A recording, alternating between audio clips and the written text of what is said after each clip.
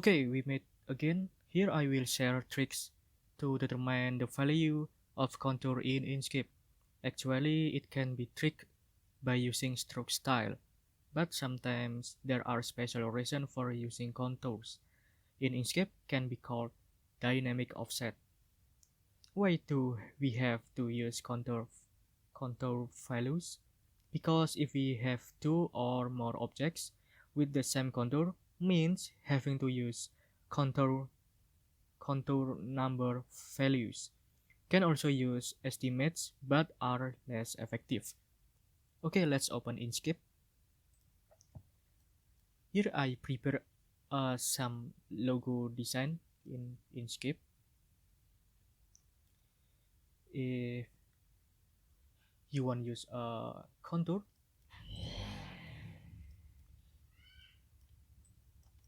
click this object and make sure this object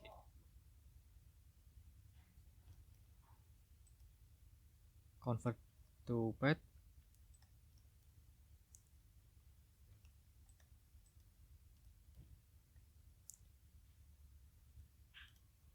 Duplicate, and here I give a yellow color and then go to path, dynamic offset. You can click this point and drag like this. Okay, for size of contour numbers you can go to edit,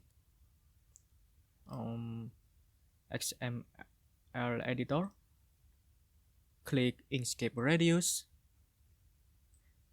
Here I fill with number 19 and click set.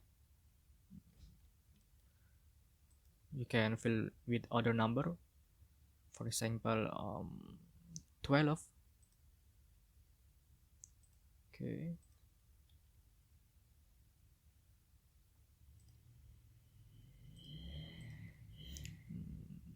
eight. Okay, and then you can close this XML editor window, and you can convert this object to path. Okay, you can delete these holes. Okay, and next the second logo.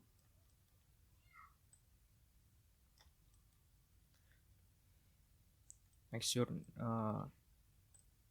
path union. Here I give a black color and duplicate, Ctrl D, and here I give a yellow color, dynamic offset, edit, XML editor, Inkscape radius, 8, set, lower selection to bottom, 12, 19, 24. Okay, and next third logo, duplicate, give a yellow color,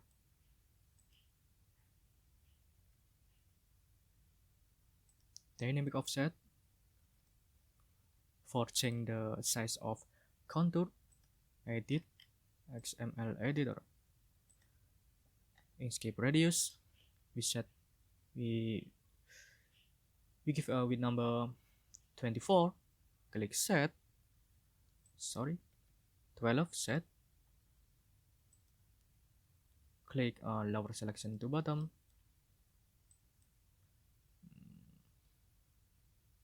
8, 6. Okay, you can delete these holes. Make sure you convert this object to path, and you can delete these holes. Okay,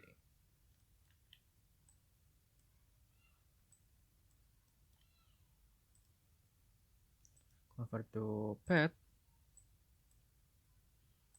Okay, here I give a black color.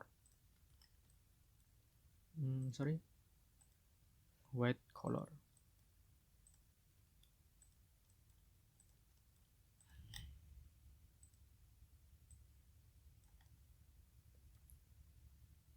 Okay,